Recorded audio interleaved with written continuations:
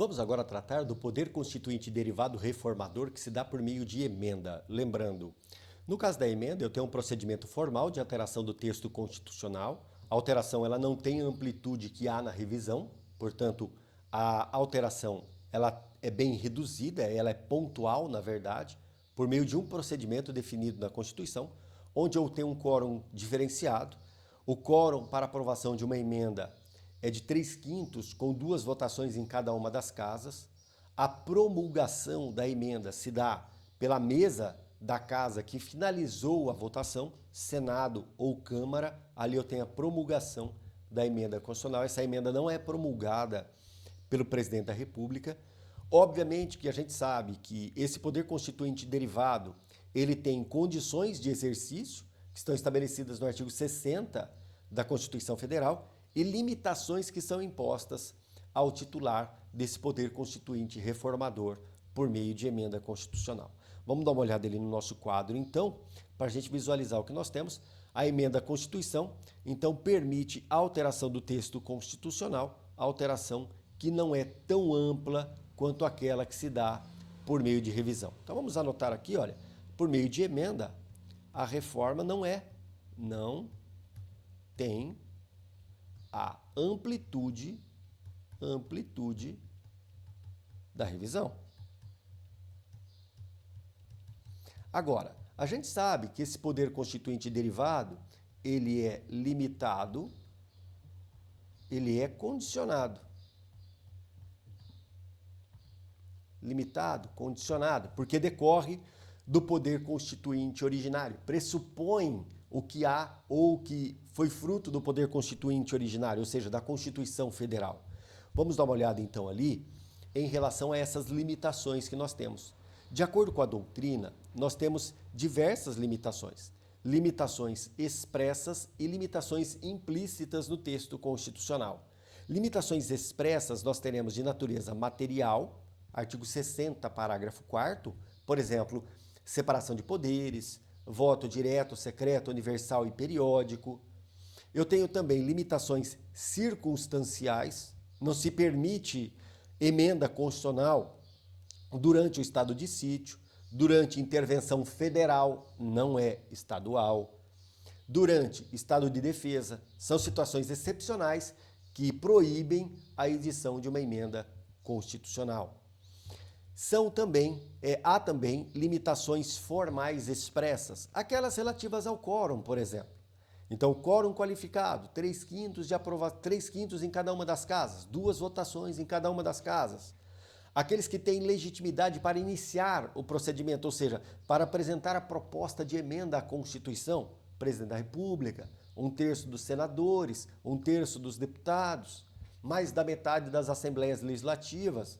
Então, nós temos ali as limitações expressas de natureza formal que nós vamos encontrar no artigo 60, inciso 1º, 2º e 3º e parágrafos 2º, 3º e 5º. Mas há também limitações implícitas. Por exemplo, a supressão das limitações expressas. Poderia, por exemplo, olha que interessante, alterar-se o artigo 60, parágrafo 4º da Constituição, de modo a retirar dali o voto direto, secreto, universal, periódico. Se eu retiro esse item das cláusulas pétreas, eu posso alterar depois. Seria ali a dupla revisão. Isso não é permitido. Mas há outras limitações materiais expressas. Por exemplo, o regime democrático. Por exemplo, apesar de haver divergência, mas a forma de governo republicana. O titular do poder constituinte não pode ser alterado.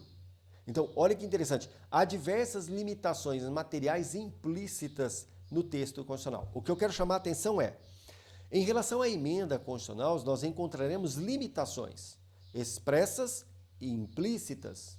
Aquelas que estão no texto constitucional e aquelas que decorrem do texto constitucional. Lembrando que caberá ao Supremo Tribunal Federal preservar essas limitações. Agora, há uma questão. Por que surgem essas limitações? Qual é o objetivo dessas limitações? É para que não haja uma erosão da Constituição.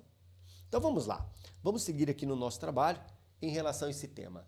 As cláusulas pétreas, e é exatamente esse ponto que eu queria aqui destacar, constituem instrumento a evitar, faltou um R aqui, tá? Vou até colocar aqui já, a evitar a erosão da Constituição.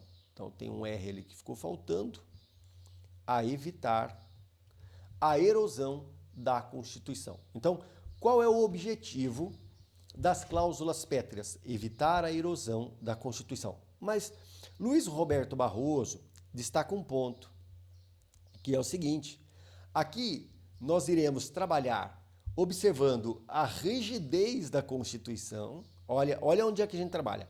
Rigidez do texto constitucional e a modificação social, a dinâmica social, a evolução que permite a alteração do texto. Então eu fico entre rigidez constitucional e a dinâmica social. É exatamente nesse meio que atua o poder constituinte derivado, reformador, no nosso caso, aquele que se dá por emenda à Constituição.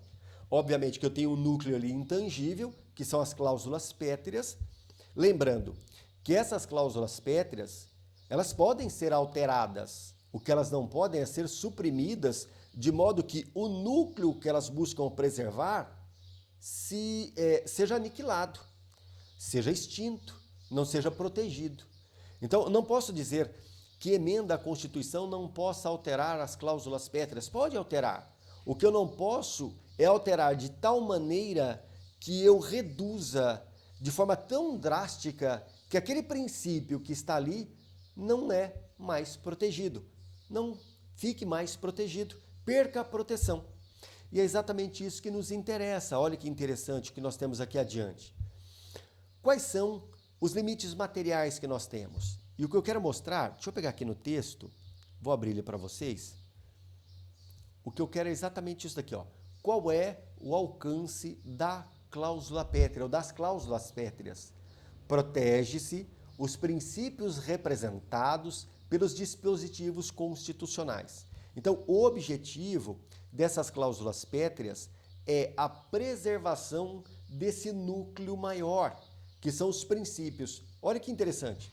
Eu posso alterar dispositivos que prevêem regras, que prevêem cláusulas pétreas? Posso, desde que eu não altere de tal modo que os princípios que ali são representados não venham a ser protegidos. Então, eu posso ter alteração sim. Entretanto, o que eu não posso ter de maneira alguma é a supressão. Suprimir, não. Alterar eu posso, desde que o núcleo venha a ser preservado. Mas isso nós vamos discutir na nossa próxima aula, tá bom? É isso aí.